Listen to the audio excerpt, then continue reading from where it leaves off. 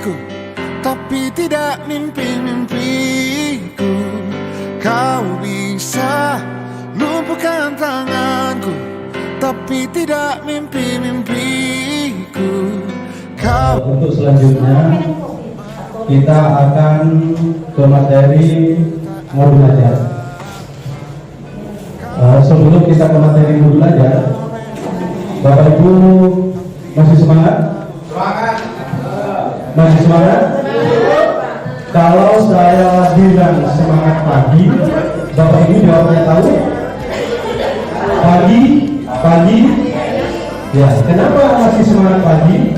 Karena meskipun ini sudah siang, saya sebagai pemateri kami ingin masih menginginkan Bapak Ibu semangatnya seperti tadi pagi.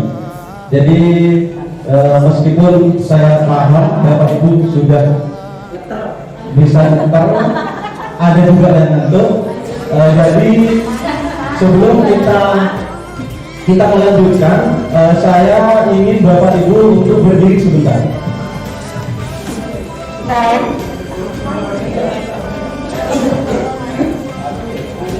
Lagi,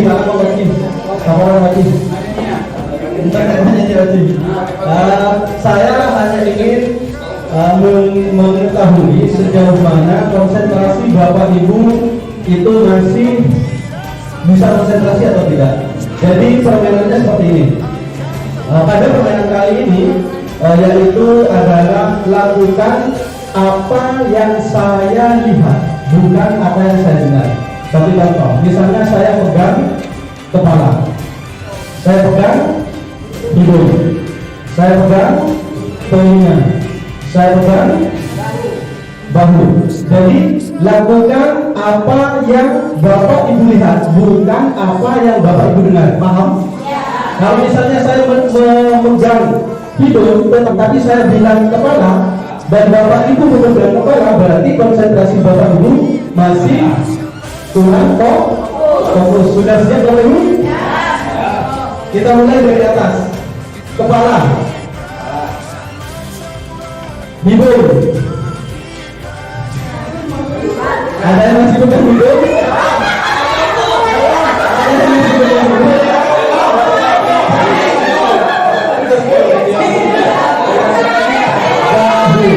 Ya, petunjuknya adalah lakukan apa yang saya lihat. Konsentrasi lagi, berarti konsentrasinya masih. Kita lakukan lagi. Kita mulai dari atas. Kepala, hidung, bahu, hidung, bahu, kepala.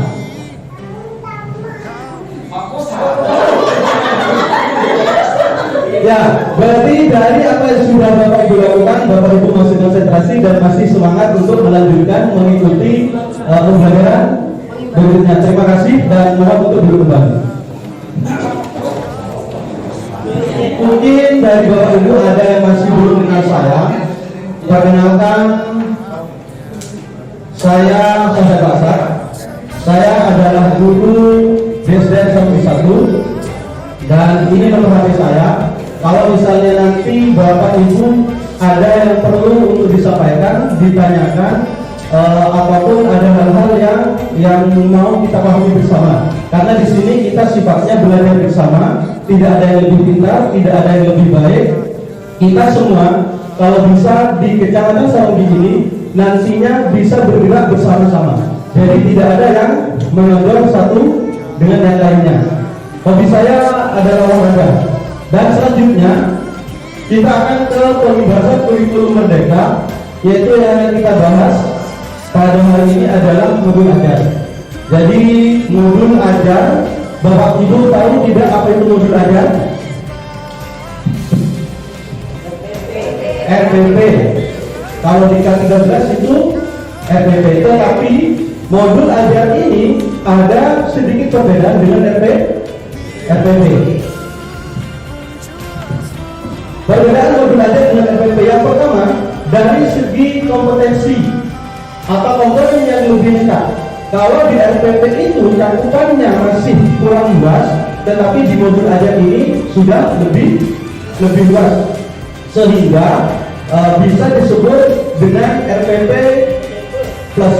Jadi itu yang pertama. Yang kedua, dari segi tujuan, modul ajar kurikulum merdeka tidak hanya memudahkan guru dalam kegiatan pembelajaran, tetapi juga mendukung pencapaian kompetensi dalam capaian pembelajaran dan profil pelajar Pancasila pada setiap tahap perkembangan, yaitu mata pelajaran. Sementara di RPP tujuannya untuk mengarahkan kegiatan pembelajaran peserta didik dalam upaya mencapai kompetensi dan dasar. Yang ketiga, modul ajar mengacu pada ATP. Jadi seperti apa yang sudah Bapak Ibu tadi buat, yang sudah Bapak Ibu tadi kerjakan, dari pertama analisis TP, terus tujuan pembelajaran dan juga alur tujuan pembelajaran. Sedangkan di RPP itu dikembangkan dari silabus, dan silabus ini biasanya sudah ditentukan oleh pemerintah. Kriteria modul ajar, yang pertama esensial, yang kedua menarik, bermakna dan menantang, terus yang ketiga relevan dan kontekstual, yang keempat berkesinambungan, ada penyajiannya, dan juga yang keenam kelengkapan. Jadi itu adalah kriteria-kriteria yang perlu ada di modul ajar. Prinsip dasar penyusunan modul ajar ada yang pertama karakteristik, perbedaan tingkat pemahaman, sudut pandangnya, dan bahwa belajar harus berimbang antara intelektual, sosial, dan personal. Jadi konsep modul ajar adalah sejumlah alat atau sarana media, metode, petunjuk, dan pedoman yang dirancang secara sistematik dan menarik. Yang selanjutnya merupakan implementasi dari alur tujuan pembelajaran. Jadi seperti apa yang sudah Bapak Ibu buat tadi, bahwa itu nanti yang akan dikembangkan di modul ajar. Kita tidak perlu jauh-jauh harus mengambil yang di luar dari konteks ATP yang sudah Bapak Ibu buat tadi. Komponen modul ajar. Jadi di modul ajar itu ada 3 komponen. Yang pertama adalah informasi umum, terus yang kedua kompetensi inti, dan yang ketiga itu ada lampiran. Jadi pada komponen modul ajar ini nanti yang harus ada di modul ajar Bapak Ibu. Pada informasi umum itu ada identitas modul, terus kompetensi awal, profil pelajar Pancasila, ada sarana dan prasarana, serta target peserta didik. Terus ada informasi umum. Di informasi umum itu ada nama penyusun, ada institusi, tahun disusunnya, ada tujuan sekolah, kelas, alokasi waktu. Kita bisa membuat modul ajar dalam satu pembelajaran, misalnya 2 jam atau 3 jam. Bisa juga membuat modul ajar dalam 1 unit, atau bahkan modul ajar dalam 1 semester. Itu terserah kreasinya Bapak Ibu. Yang penting nanti bagaimana implementasi modul ajar ini kepada siswa bisa berjalan dengan baik dan baik. Yang kedua ada kompetensi awal. Jadi di modul ajar itu harus ada kompetensi awal. Nah nanti untuk tugas Bapak Ibu adalah hari ini membuat modul ajar. Tugasnya hari ini membuat modul ajar. Nanti format tugasnya akan saya kirim di grup. Sesuai dengan apa yang sudah Bapak Ibu buat, dari JP-nya apa, dari tujuan pembelajarannya apa, ATP-nya apa, itu nanti yang dikembangkan menjadi modul ajar. Sebetulnya tujuan dari implementasi ini adalah bagaimana Bapak dan Ibu bisa membuat perangkat pembelajaran sendiri. Jadi paling tidak tahu bagaimana alur dari membuat perangkat pembelajaran ini. Walaupun di internet sudah banyak beredar, di PMN apalagi itu sudah banyak, tetapi paling tidak kita dengan belajar seperti ini tahu, oh ini jalannya dari CP ke tujuan pembelajaran seperti ini. Oh, dari tujuan pembelajaran ke ATP seperti ini. Oh, dari ini semua CP, TP, ATP ke modul. Jadi Bapak dan Ibu itu tahu. Yang ketiga ada profil pelajaran Pancasila, ada materi atau isi pelajaran, ada pedagogik atau kegiatan proyek, dan juga ada asesmen. Yang keempat ada sarana dan prasarana.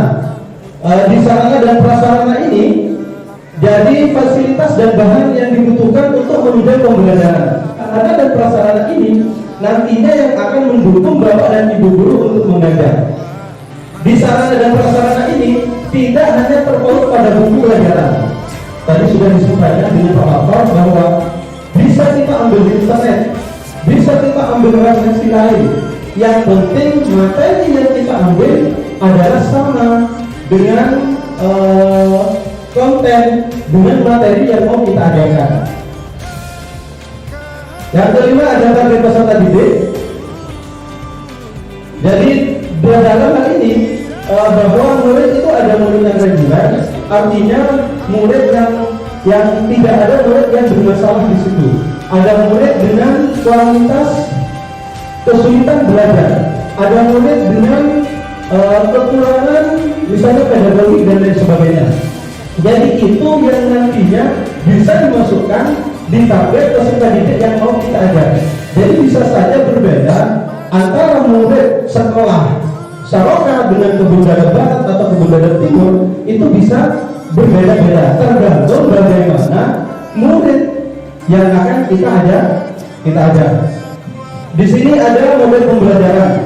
Pada saat IKM ini atau program sekolah pembelajaran ini diluncurkan, itu masih terpaut pada PJJ, terus daring, ada luring, terus ada pembelajaran kekurangan, ada daring dan luring. Makanya pada model pembelajarannya di situ ada model pembelajaran tatap muka, PJJ atau daring. Tetapi hakikatnya bahwa pembelajaran yang sangat cocok untuk IKM ini, untuk kurikulum merdeka ini ada 4. Ada PBL, PJBL, Discovery Learning, dan Inquiry Learning.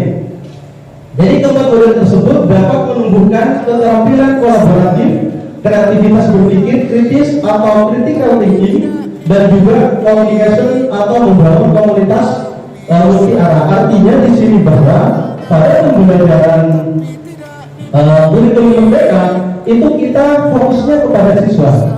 Jadi bagaimana siswa ini supaya melakukan sesuatu, tidak hanya mendengarkan sesuatu yang sering kita dengar hari ini adalah kita di depan ngoceh, ceramah, ngomong, diberi penjelasan ke sana kemari, tapi anak-anak tidak melakukan.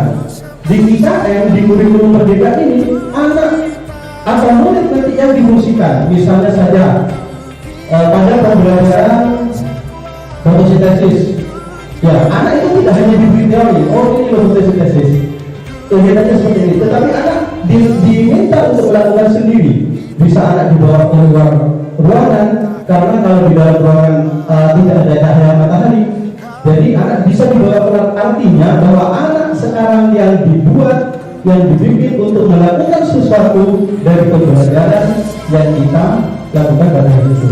Jadi tak harus diceramai Pak, beri penjelasan penting, perlu, tetapi semuanya intinya anak bisa melakukan sendiri. Supaya apa? Supaya pembelajaran yang mereka lakukan itu bisa melekat pada diri mereka. Oh iya kok lambang enak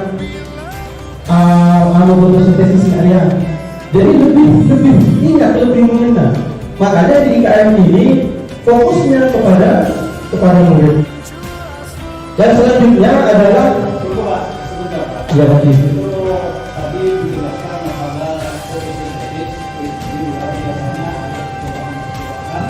Yang harus diketahui oleh murid.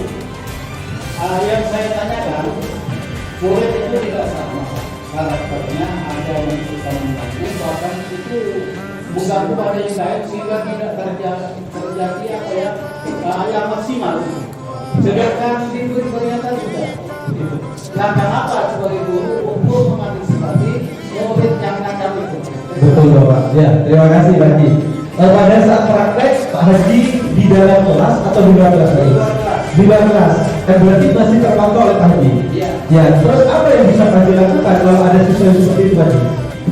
Ya, saya dewan telingannya kami tetap malahan menjadi gitu Pak. Seperti itu Pak Haji. Mohon maaf sebelumnya. Kemarin waktu di CGP saya mendapatkan ilmu bahwa hukuman itu tidak akan menyelesaikan masalah. Yang ada anak akan ingat selalu kepada gurunya karena yang pertama sering dihukum. Ya, jadi hukuman ini sebaiknya ditiadakan. Bagaimana kita bisa membuat anak menjadi lebih baik tanpa dihukum, tetapi dengan apa? Dengan pendekatan, dengan mindfulness, dengan kita lahir berbaur penuh kepada anak. Jadi kita bisa menjadi teman, kita bisa menjadi manajer, kita bisa menjadi guru, tergantung posisi anak ini seperti apa. Artinya bahwa kita lebih baik tidak menghukum tapi melakukan pendekatan. Anak kalau dihukum Pak, nanti makin hari makin tua dia akan makin berani. Karena hukuman ini sama dengan juga ada kemarin pemberian hadiah. Jadi kalau anak sudah diiming-imingi hadiah, kalau kamu nanti juara 1 dapat ini, kalau kamu nanti ikut lomba ini juara kamu dapat ini. Pada saat kita tidak memberikan hadiah, maka anak ini tidak akan tergerak Pak. Jadi bagaimana kita menumbuhkan minat dan bakat anak dari dalam dirinya dengan pendekatan. Jadi masalah saya dibaca. Kalau sudah seperti itu, kita pendekatan. Jadi kalau saya di satu itu sudah menerapkan keyakinan kita. Jadi anak diminta untuk menuliskan sendiri apa yang akan menjadi kesepakatan di kelas itu, sehingga kalau mereka melanggar, mereka akan menanggung apa yang disebut dengan konsekuensi. Jadi tidak lagi dihukum Pak. Jadi biarkan mereka sadar dari dalam dirinya bahwa nanti kalau saya begini itu tidak baik. Bagaimana dengan pendekatan kita sebagai guru? Seperti itu lagi.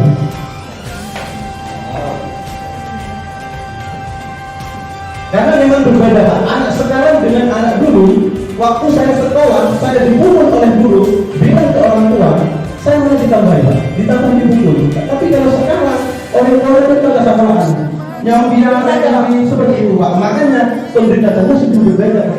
Jadi kita harus dengan hati, mindfulness.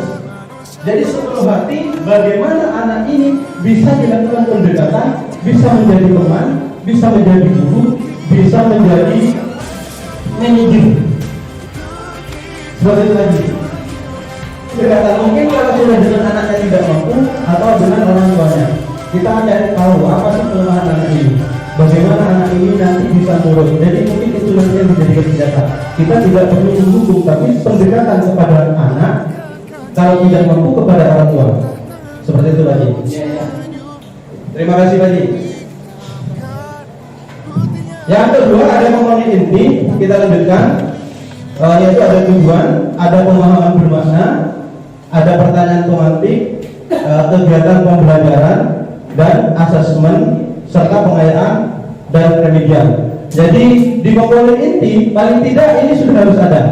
Tujuan pembelajarannya jelas seperti yang sudah Bapak Ibu tulis tadi.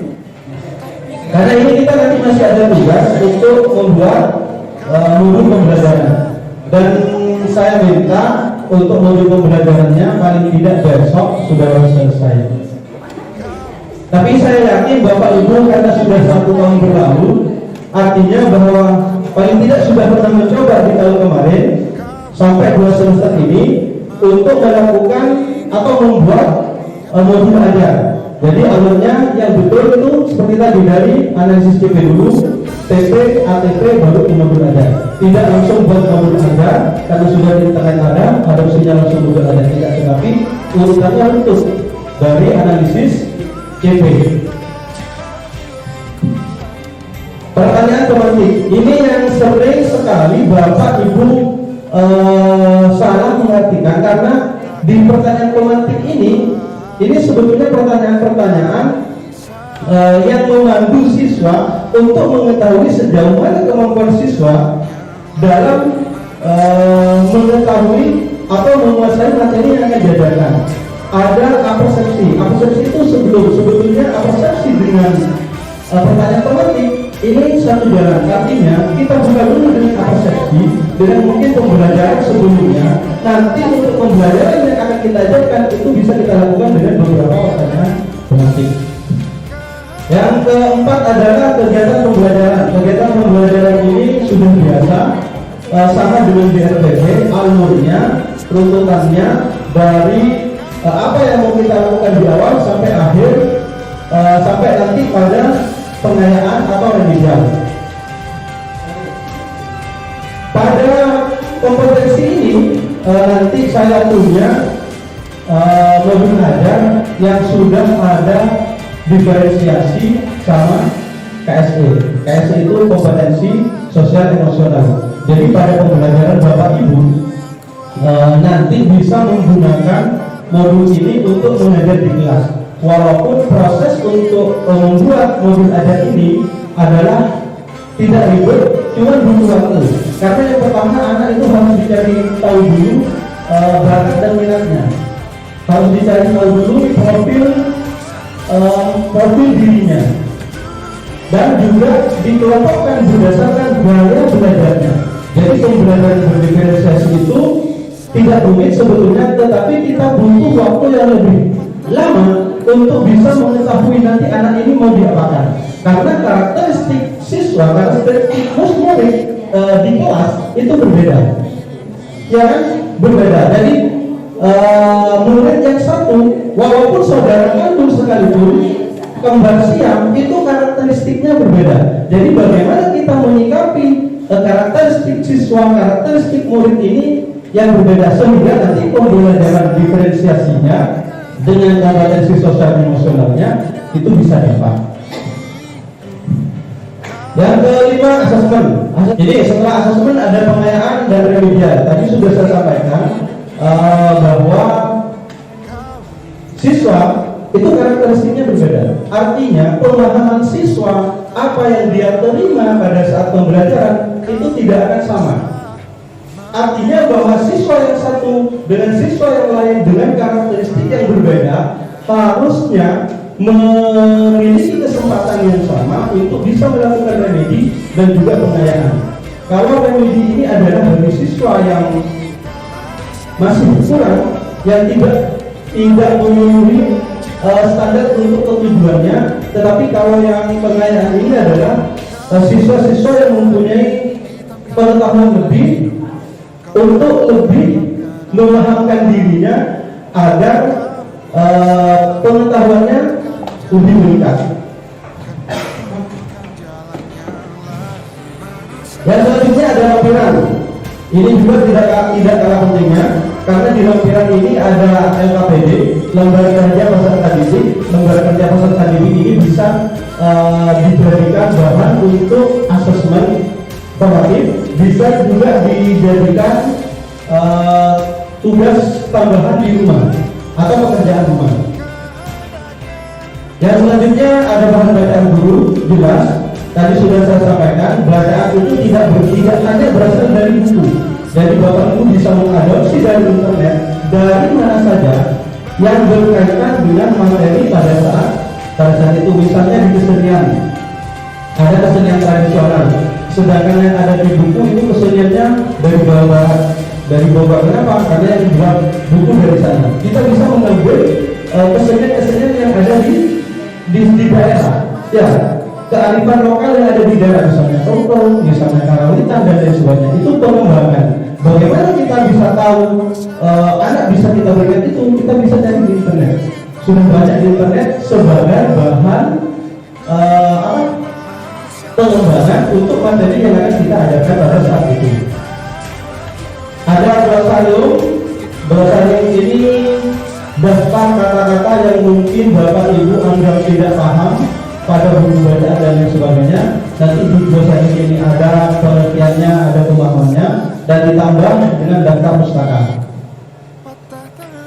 Ini penjelasan dari masing-masing pihak tadi. Mungkin itu yang bisa saya sampaikan. Bapak Ibu semoga bermanfaat dan terima kasih. Jadi nanti tugasnya saya hanya minta modul ajar yang biasa. Tidak perlu ada KSE, tidak perlu berdiferensiasi. Kalau memang Bapak Ibu pada modul ajarnya sudah bisa berdiferensiasi, itu sudah bagus. Cuma untuk berdiferensiasi ini banyak hal yang harus dilewati terlebih dahulu. Karena karakteristik, apalagi siswanya di kelas sampai 28 sampai 20 itu kan berbeda.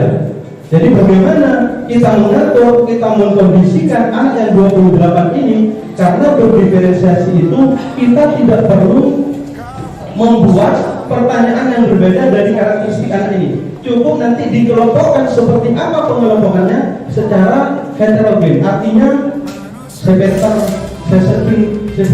oh anak ini bisa di gaya belajarnya auditori, gaya belajarnya misalnya dengan video, gaya belajarnya misalnya dengan bergerak, mengambil, melakukan. Jadi itu nanti pengelompokannya secara heterogen. Ini adalah contoh modul ajar. Di sini ada identitas. Ya, di informasi umum ada identitas, ada kompetensi awal, profil pelajar Pancasila, dan lain sebagainya. Yang berbeda hanya pada pembelajarannya. Saya membuat ini karena kebetulan ada tugas. Jadi saya buat, saya coba, dan sudah saya presentasikan. Alhamdulillah hasilnya baik. Ini adalah kompetensi sosial emosional. Jadi pada saat mungkin untuk ini bisa dibuat dulu. Pada saat kita menanyakan bagaimana kabar mereka, apa yang menjadi beban misalnya dari rumah saat berangkat, kita bisa membuat emoji dan nanti menanyakan kepada anak-anak. Ini akan lebih pendekatan kepada anak secara sosial emosional daripada anak-anak pada hari ini saya tidak masuk kemana.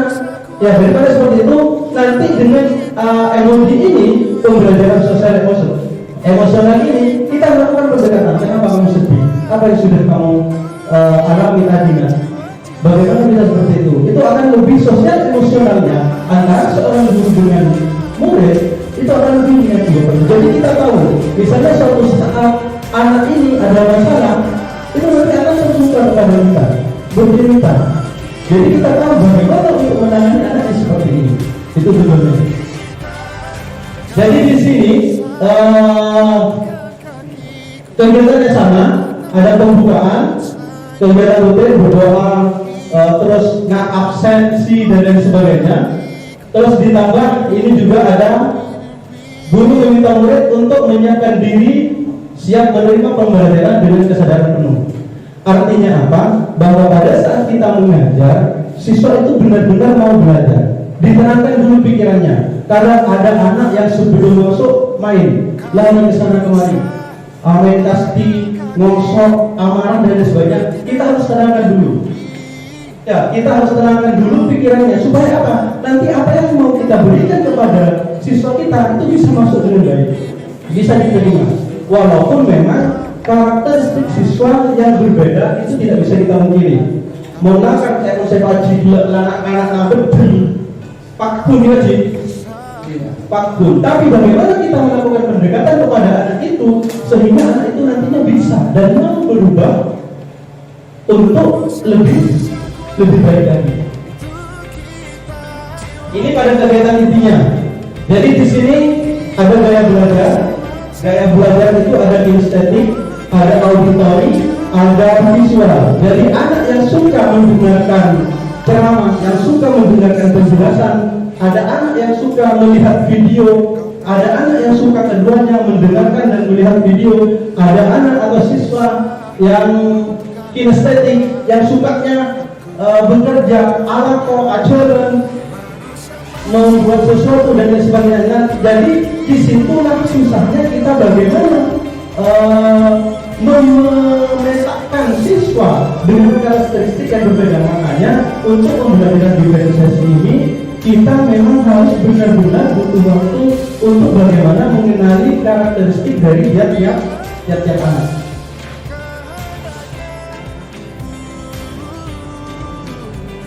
Diferensiasinya berurutan, ada konten. Jadi konten itu seperti tadi, ada video mungkin yang kita tampilkan, ada gambar. Jadi tidak, silakan dibaca halaman sekian, tidak seperti itu. Jadi kita menunjukkan mungkin bisa video, menunjukkan gambar, juga dengan penjelasan. Itu diferensiasi kontennya. Yang kedua, diferensiasi adalah proses. Proses ini bagaimana siswa melakukan sesuatu sehingga apa yang mereka terima, yang mereka dengar, yang mereka lihat itu bisa melekat di hati mereka. Artinya bahwa kita memberikan kesempatan kepada siswa untuk melakukannya sendiri. Yang ketiga, diferensiasi itu adalah diferensiasi produk. Jadi diferensiasi produk ini berbeda. Artinya kita bisa menghasilkan produk, bisa tidak bisa. Jadi diferensiasi ini ketiga. Kita bisa melakukan ketiga-tiganya, bisa melakukan dua saja. Artinya kita tidak perlu produk. Misalnya anak tadi disuruh untuk membuat puisi. Terus yang kedua membedakan puisinya. Berarti produknya tidak kita ambil, tetapi prosesnya membuatnya itu menjadi proses. Membacanya ini adalah implementasi dari proses yang sudah dilakukan. Terus yang ketiga,